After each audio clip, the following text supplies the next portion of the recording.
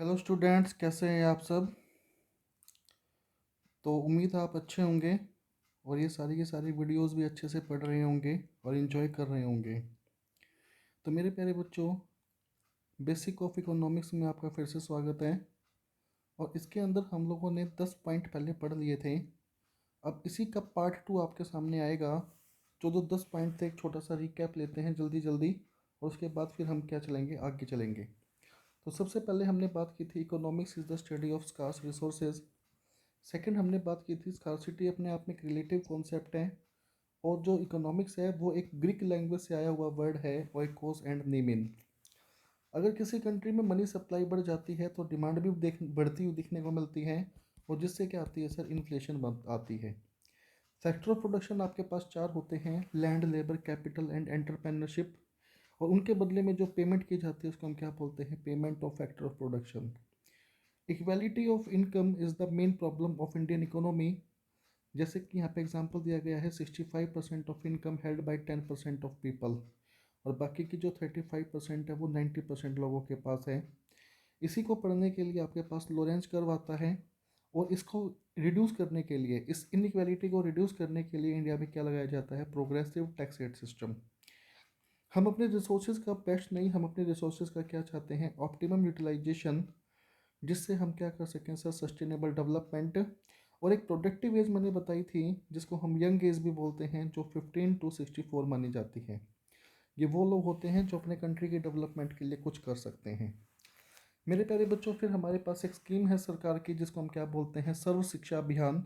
और इसके अंदर 0 से लेकर के 14 ईयर्स तक के जो बच्चे होते हैं, 6 से 14 साल के लगा लो, तो 6 से 14 साल के जो बच्चे होते हैं उनके लिए फ्री एजुकेशन है ना। आप लोगों ने पढ़ा होगा आर्टिकल 21A। आर्टिकल 21A ये हमारे फंडामेंटल राइट में भी जोड़ा गया था 2002 के अंदर, जिसमें हम लोगों ने क्या बात की है, राइट टू एजुकेशन की बात की है। और ध्यान रखना बच्चों, ये जो सर्व शिक्षा अभियान है, इस स्कीम का नाम अब क्या हो चुका है, समग्र शिक्षा अभियान। इसका नाम क्या हो चुका है, समग्र शिक्षा अभियान हो चुका है। तो ये जो सर्व है यहाँ से हट चुका है, अब यहाँ पे आपको लगाना है समग्र शिक्षा अभियान। 2005 तक, 50 तक, 2050, 2050 तक कहा जाता है India will be the super power by human capital. India इस पूरे वर्ल्ड की सुपर पावर बन चुका होगा, और उस सुपर पावर बनने में जो इंडिया की हेल्प करेगा वो क्या हेल्प करेगा, यहाँ की ह्यूमन कैपिटल। मेरे प्यारे बच्चों, इंडिया के पास ह्यूमन रिसोर्सेज, अब जैसे आपने देखा होगा हरियाणा के अंदर बेसिकली सीईटी के एग्ज़ाम चल रहे थे, तो नंबर ऑफ़ वैकेंसीज देखा जाए तो बहुत कम है, और नंबर ऑफ़ एप्लीकेंट देखा जाए तो कई मल्टीपल में है ना। तो मैं अगर कहूँ कि अगर हमारे पास 10,000 वैकेंसी हैं तो लगभग 10 लाख बच्चे फॉर्म भरने लग रहे हैं। तो नंबर ऑफ़ वैकेंसीज बहुत कम है, और नंबर ऑफ़ एप्लीकेंट 10 लाख है सर। 500 रुपये फीस है, मल्टीप्लाई करके देखो, 50 करोड़ इकट्ठे होगी गवर्नमेंट के पास। तो यहाँ पे आपके पास क्या है, वैकेंसीज कम है और नंबर ऑफ़ एप्लीकेंट क्या है, ज़्यादा है। तो India will be the super power, है ना। अब बात ये है कि इन ह्यूमन रिसोर्सेज को, ये ह्यूमन रिसोर्सेज है सर, अगर इस ह्यूमन रिसोर्सेज को आप एजुकेशन दे दो, अच्छी स्किल दे दो, अच्छा टैलेंट दे दो, तो सर सीधी सी बात है किस में कन्वर्ट हो जाएगी, ह्यूमन कैपिटल के अंदर। ये फिर क्या करेंगे सर, अपनी कंट्री की इकोनॉमी के अंदर कंट्रीब्यूशन करेंगे। उसके बाद आपके पास तीन रिलेटिव टर्म आती हैं: physical deficit, revenue deficit and primary deficit. मेरे प्यारे बच्चों, डेफिसिट का मतलब क्या होता है, घाटा। डेफिसिट का मतलब क्या होता है, घाटा। जब सरकार के खर्चे, गवर्नमेंट के टोटल एक्सपेंडिचर ज़्यादा हो जाते हैं गवर्नमेंट की रिसीट से, गवर्नमेंट के एक्सपेंडिचर, गवर्नमेंट की रिसीट, जहाँ से गवर्नमेंट को पैसा मिलता है, टैक्स से हो चाहे नॉन टैक्स इनकम हो, तो गवर्नमेंट के जो रिसीट होती हैं वो कम रह गई, और गवर्नमेंट के एक्सपेंडिचर जो हैं वो रिसीट से ज़्यादा हो गई, तो घाटा हो जाता है सर, डेफिसिट हो जाती है। इसी डेफिसिट को हम किसके नाम से जानते हैं, फिजिकल डेफिसिट के नाम से। और फिर रेवेन्यू डेफिसिट आती है जब गवर्नमेंट के रेवेन्यू एक्सपेंडिचर गवर्नमेंट की रेवेन्यू रिसीट से ज़्यादा हो जाते हैं। देखो, फिजिकल डेफिसिट में मैंने टोटल एक्सपेंडिचर लिए थे और टोटल रिसीट ली थी, बट रेवेन्यू डेफिसिट के अंदर हम रेवेन्यू एक्सपेंडिचर को लेंगे और रेवेन्यू रिसीट को लेंगे। अब ये रेवेन्यू एक्सपेंडिचर और रेवेन्यू रिसीट होती क्या है, इसके लिए एक सेपरेट से वीडियो बनाएंगे, और फिर उसमें आपको समझाया जाएगा अच्छे से कि रेवेन्यू एक्सपेंडिचर और रेवेन्यू रिसीट में क्या फ़र्क होता है। ठीक है बच्चों, तो मैं आपको एक छोटा सा व्यू दूं, तो गवर्नमेंट के खर्चे भी होते हैं और गवर्नमेंट की रिसीट भी होती हैं।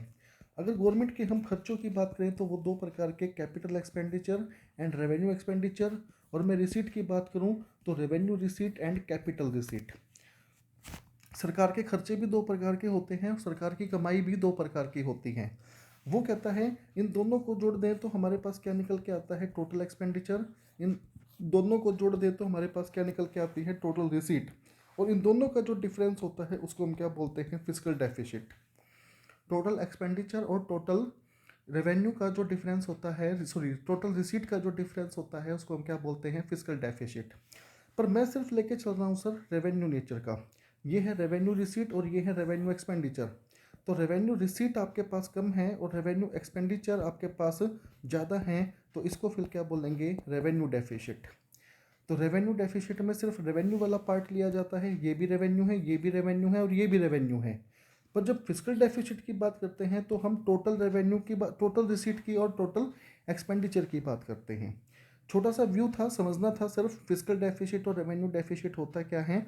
ये गवर्नमेंट के बेसिकली घाटे की बात करता है ना। जब सरकार के खर्चे उसकी कमाई से कम हो जाते हैं तो जनरली जो होते भी हैं, देखने को यही मिलता है डेवलपिंग कंट्री के अंदर। हर डेवलपिंग कंट्री के अंदर सरकार के खर्चे सरकार की कमाई से ज़्यादा होते हैं। अगला फिर ये पॉइंट मैं आपको पहले एक्सप्लेन कर चुका, जब मनी सप्लाई बढ़ जाती है तो डिमांड बढ़ जाती है, डिमांड के बढ़ने से मार्केट में क्या आती है, इन्फ्लेशन। तो जब इन्फ्लेशन आती है तो इस इन्फ्लेशन को कंट्रोल करने के लिए आपके सामने आरबीआई का रोल आता है। और आरबीआई क्या बनाता है सर, इस मनी सप्लाई को कंट्रोल करता है। क्या बना करके, एक पॉलिसी बना करके जिसको हम क्या बोलते हैं, मॉनेटरी पॉलिसी। जिसको हम क्या बोलते हैं, मॉनेटरी पॉलिसी। तो with the help of monetary policy RBI try to control the money supply in the economy. इस मनी सप्लाई को कंट्रोल करने की कोशिश की जाती है आरबीआई के द्वारा, और वो क्या बनाता है, मॉनेटरी पॉलिसी बनाता है। और मैं आपको थोड़ा सा बता देता हूँ मॉनेटरी पॉलिसी के बारे में। ये प्यारे बच्चों, मॉनेटरी पॉलिसी बनाई जाती है बाई मंथली। कैसी बनाई जाती है, बाई मंथली, यानी कि एक बार 2 महीने में, 2 महीने में एक बार, इन 2 मंथ्स वन टाइम। तो साल में कितनी बार बनाई जाती है, 6 टाइम्स। तो 12 महीने में आपके सामने 6 पॉलिसी आती हैं सर, मॉनेटरी पॉलिसी। यानी कि एक मंथ को छोड़ के अगले महीने आएगी, एक महीना छोड़ के फिर अगले महीने आएगी। तो इस प्रकार से आपके सामने 2 महीने में एक बार आपके सामने क्या आती है, मॉनेटरी पॉलिसी बनाई जाती है। और मॉनेटरी पॉलिसी को बनाने का काम किसका है, मॉनेटरी पॉलिसी कमेटी का। इस मॉनेटरी पॉलिसी को बनाने का काम किसका है, मॉनेटरी पॉलिसी कमेटी का। तो वो कहता है आपके सामने, role of RBI to control money supply. तो इसको मनी सप्लाई को कंट्रोल करने का है ना, काम किसका है, आरबीआई का है। और उसके लिए वो क्या बनाता है, मॉनेटरी पॉलिसी। और मॉनेटरी पॉलिसी कौन बनाता है, मॉनेटरी पॉलिसी कमेटी, जो आरबीआई के अंडर ही काम करती है। Money supply is done by the commercial bank. अच्छा अब ध्यान से देखना, क्वेश्चन कैसे आपको घुमाएगा। मनी सप्लाई को कंट्रोल करने का काम किसका है, आरबीआई का। ध्यान देना, यहाँ पे कीवर्ड है कंट्रोल। मनी सप्लाई को कंट्रोल करने का काम किसका है, आरबीआई का। परंतु मनी सप्लाई को करता कौन है, मनी सप्लाई मार्केट में कौन करता है, मार्केट में मनी सप्लाई कौन करता है। तो सर हम लोग तो बैंकों के पास जा सकते हैं, हम आरबीआई के पास तो नहीं जाएंगे। तो बीच में कौन आ जाते हैं, बैंक्स आ जाते हैं। तो मनी सप्लाई जो होता है उसको करने का काम किसका है, बैंकों का। परंतु मनी सप्लाई को कंट्रोल करने का काम किसका है, आरबीआई का। ये आपके सामने आरबीआई बैठा हुआ है जो मनी सप्लाई को कंट्रोल करता है। और ये हमारे पास बैंक बैठे हैं जो हमें क्या देते हैं, क्रेडिट प्रोवाइड करवाते हैं, जो हमें लोन प्रोवाइड करवाते हैं। और यहाँ पे हमारे पास बैठा है राम। ठीक है, तो राम को लोन मिलेगा या नहीं मिलेगा, राम को लोन कौन देगा सर, कमर्शियल बैंक। परंतु राम को लोन मिलेगा या नहीं मिलेगा, इस चीज़ को कंट्रोल करने का काम किसका है, आरबीआई का। तो आरबीआई कंट्रोल करता है परंतु बैंक क्रिएट करते हैं, मैं ऐसा बोल सकता हूँ। तो आरबीआई जो होता है वो मनी सप्लाई को कंट्रोल करता है, आरबीआई मनी सप्लाई को कंट्रोल करता है। परंतु जो कमर्शियल बैंक्स होते हैं वो मनी सप्लाई को क्रिएट करते हैं, ये क्रिएटर होते हैं। ठीक है सर। उसके बाद आपके पास जैसे मनी सप्लाई के अंदर बहुत सारे इंस्ट्रूमेंट यूज़ किए जाते हैं, आप लोग पढ़ेंगे सारे के सारे। मैं आपको एक ओवरव्यू दे रहा हूँ यहाँ पे, तो ओवरव्यू के हिसाब से ही पढ़ रहे हैं। कुछ क्वांटिटेटिव इंस्ट्रूमेंट होते हैं और कुछ क्वालिटेटिव इंस्ट्रूमेंट होते हैं। तो क्वांटिटेटिव इंस्ट्रूमेंट्स के अंदर जैसे कि आपके सामने C R R S R आता है, एस एल आर आता है, बैंक रेट आती है। तो ये सारे के सारे क्वांटिटेटिव इंस्ट्रूमेंट होते हैं, उन्हीं में एक रेट आती है रेपो रेट, है ना, उसी में एक रेट आती है रेपो रेट। तो जब रेपो रेट को बढ़ा दिया जाता है तो मार्केट के अंदर मनी फ्लो कम हो जाता है ना। मनी सप्लाई मार्केट में बढ़ी हुई थी देखो, और हमें मनी सप्लाई को क्या करना है, कम करना है। मनी सप्लाई में मार्केट में बढ़ी हुई है और हमें मनी सप्लाई कम करनी है, ये हमारा ऑब्जेक्टिव है। इस मनी सप्लाई को कम करने के लिए आरबीआई क्या कर देता है, रेपो रेट को बढ़ा देता है। इस मनी सप्लाई को कम करने के लिए आरबीआई रेपो रेट को बढ़ा देता है। और जैसे ही मनी सप्लाई कम हुई तो इन्फ्लेशन क्या हो जाएगी सर, आपके पास कंट्रोल में आ जाएगी। और यही हमारा टारगेट था कि हमें इस इन्फ्लेशन को कंट्रोल करना है। तो इन्फ्लेशन को कंट्रोल जब करना होता है तो उस टाइम पे रेपो रेट को बढ़ा दिया जाता है। डायरेक्ट क्वेश्चन ये पूछा जा सकता है, अगर मार्केट में इन्फ्लेशन है और इन्फ्लेशन को कंट्रोल करना है तो आरबीआई क्या करे, रेपो रेट को घटा दे, आरबीआई रेपो रेट को बढ़ा दे, या फिर मतलब कि इसको छेड़े ही ना। तो उसका सीधा सा इलाज है सर, इन्फ्लेशन को कंट्रोल करना है, रेपो रेट को बढ़ा दो। मेरे प्यारे बच्चों, काम करने के लिए आपके पास दो सेक्टर हैं, एक होता है फॉर्मल सेक्टर, एक होता है इनफॉर्मल सेक्टर। फॉर्मल सेक्टर जैसे गवर्नमेंट जॉब्स हैं, यहाँ पे पूरी जॉब सिक्योरिटी होती है, आपका पीपीएफ भी कटता है ना, जिसको हम प्रोविडेंट फंड बोलते हैं। यहाँ पे आपकी मतलब कि जब ज्वाइनिंग भी होती है, ज्वाइनिंग लेटर भी आपको मिलता है, जब हटाया जाता है तो आप लोगों को उसका कारण भी बताया जाता है। तो फॉर्मल सेक्टर पूरा का पूरा मतलब कि यहाँ पे मैं बोल सकता हूँ रूल्स एंड रेगुलेशन को फॉलो किया जाता है, रूल्स एंड रेगुलेशंस को फॉलो किया जाता है। तो ऐसे लोग जो ऐसी कंपनियों में काम करते हैं या गवर्नमेंट जॉब करते हैं, वो किस सेक्टर में काम कर रहे हैं, फॉर्मल सेक्टर में।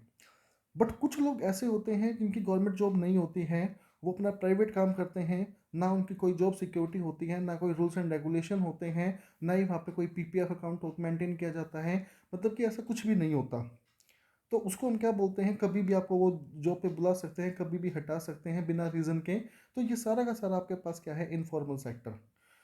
हमारी इकोनॉमिक्स की जो बुक्स हैं वो बोलती हैं कि इंडिया के अंदर जो ज़्यादातर लोग हैं, यानी कि 90% के आसपास जो लोग हैं, पीपल हैं, वो इनफॉर्मल सेक्टर के अंदर एम्प्लॉयड हैं। लगभग बस ओनली 10% लोग ऐसे हैं जो फॉर्मल सेक्टर के अंदर एम्प्लॉयड हैं। यानी कि सरकार को पता है उनके बारे में कि भाई ये बंदा यहाँ नौकरी करने लग रहा है, ये बंदा ईमानदारी से सरकार को टैक्स भी पे करता है, तो ये फॉर्मल सेक्टर है। पर 90% लोग ऐसे हैं जिसके बारे में सरकार को पता ही नहीं है कि कौन का नौकरी कर रहा है, कितनी वो सैलरी लेता है, टैक्स भरता है या नहीं भरता है, मतलब कि कुछ भी नहीं है सर। तो ऐसे सेक्टर को हम क्या बोलते हैं, इनफॉर्मल सेक्टर बोलते हैं। अब सोच के देखो, जो बंदा इनफॉर्मल सेक्टर में काम कर रहा है, चाहे वो महीने का 50,000 कमा रहा है, चाहे वो महीने का 50 लाख कमा रहा है, वो सरकार को टैक्स ईमानदारी से पे करेगा या नहीं करेगा? बिल्कुल नहीं करेगा सर, ये ईमानदारी से टैक्स पे। तो जो इनफॉर्मल सेक्टर के अंदर एम्प्लॉयड है वो अपना टैक्स पे नहीं करते हैं। और कहा जाता है कि सिर्फ 1% पॉपुलेशन ही इंडिया की ऐसी है जो अपना टैक्स पे करती है, केवल 1% पॉपुलेशन। सोच के देखो, हमारी जो पॉपुलेशन है वो अगर मैं 2011 का भी सेंसस लूँ तो 121 करोड़ के आसपास है, 121 करोड़। और इसका अगर आप 1% निकालेंगे तो 1,21,00,000, सिर्फ 1,21,00,000 लोग ऐसे हैं जो अपना टैक्स पे करते हैं। 99% लोग टैक्स पे ही नहीं करते, 99% लोग टैक्स पे ही नहीं करते। तो सर बड़ी दिक्कत वाली बात है। फॉर्मल सेक्टर के अंदर ही लोग ईमानदारी से टैक्स पे करते हैं क्योंकि उनके बारे में सरकार को पता है। बट इनफॉर्मल सेक्टर में किसने क्या कमाया, क्या खर्च किया और कितना सेव किया, किसी को कोई इन्फॉर्मेशन नहीं है सर, वो ईमानदारी से अपना टैक्स भी पे नहीं करते। फिर कहता है डिफ्लेशन। अच्छा, इन्फ्लेशन का उल्टा क्या होता है, डिफ्लेशन। जब मार्केट के अंदर मनी सप्लाई घट जाती है तो मार्केट में क्या देखने को मिलती है, डिफ्लेशन। सर मार्केट के अंदर मनी सप्लाई घटने का मतलब क्या है, डिमांड कम हो गई। और डिमांड कम हो गई तो उससे सीधी सी बात है, प्रोड्यूसर प्रोडक्शन कम करेगा।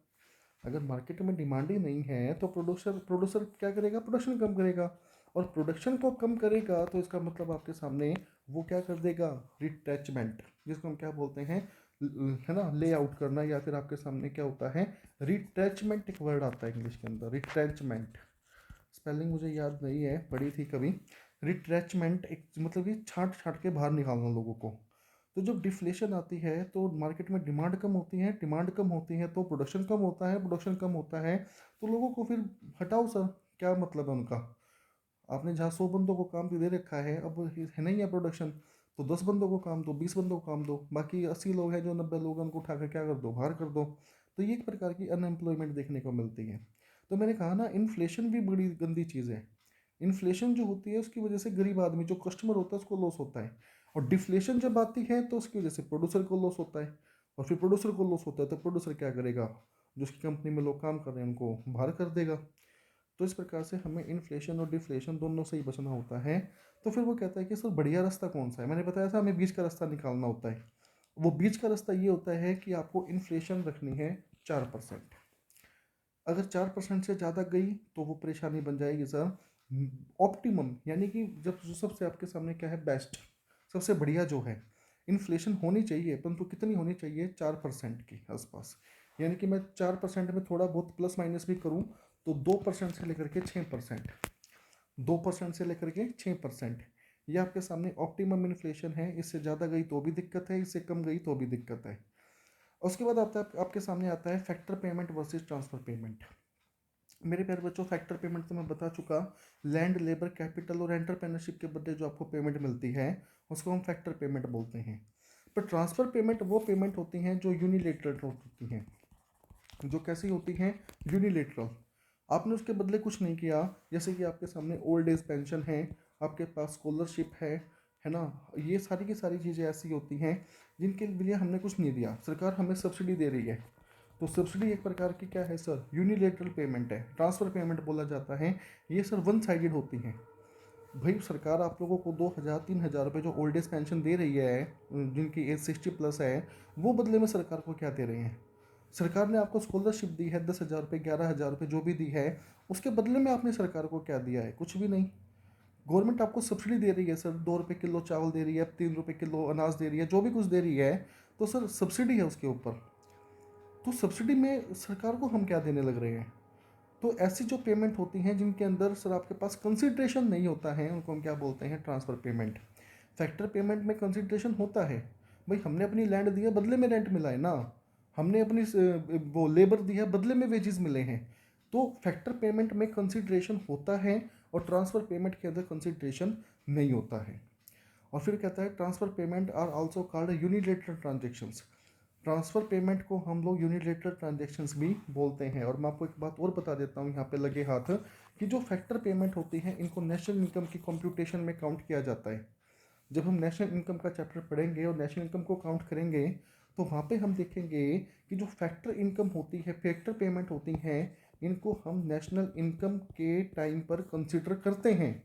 बट जो ट्रांसफ़र पेमेंट होती हैं, जो यूनिलेटरल ट्रांसफ़र ट्रांजेक्शन्स होती हैं, इनको नेशनल इनकम में काउंट नहीं किया जाता, इनको नेशनल इनकम में काउंट नहीं किया जाता। सबसे बड़ा डिफरेंस है सर ये।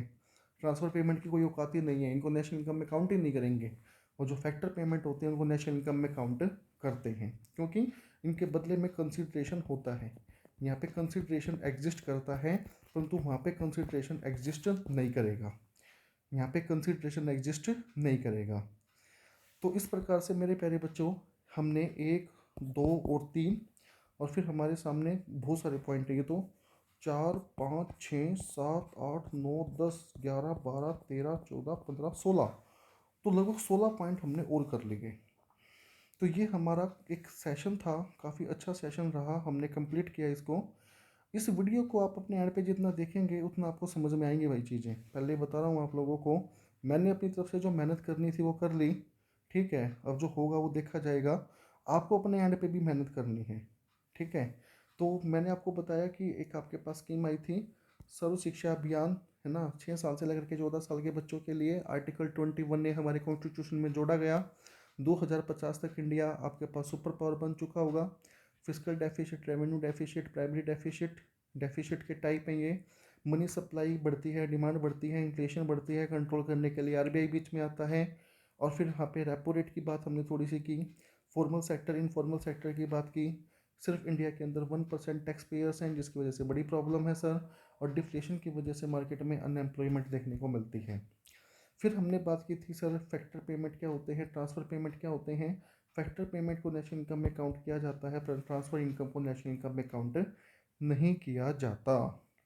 तो ये आपके सामने बात है, और ये हमारे पास एक सेशन था जिसके 2 पार्ट थे।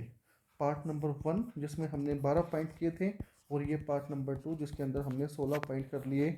देखने में देखा जाए तो वीडियो छोटी है, पर अगर आप इसको दूसरे एंगल से देखेंगे तो 28 पॉइंट्स आप लोगों के दिमाग में सेट हो गए इकोनॉमिक्स के, ठीक है। बस ये वीडियोस हैं सर अपने पास, और कुछ नहीं है। इनको देखते रहें, समझते रहें, और प्रॉब्लम आती जाए तो डिस्कस करते रहें। ठीक है, सर्च करते रहो यार, यूट्यूब के ऊपर बहुत कुछ पड़ा हुआ है। ओके, मिलते हैं नेक्स्ट वीडियो के अंदर, तब तक के लिए good night, take care, bye bye.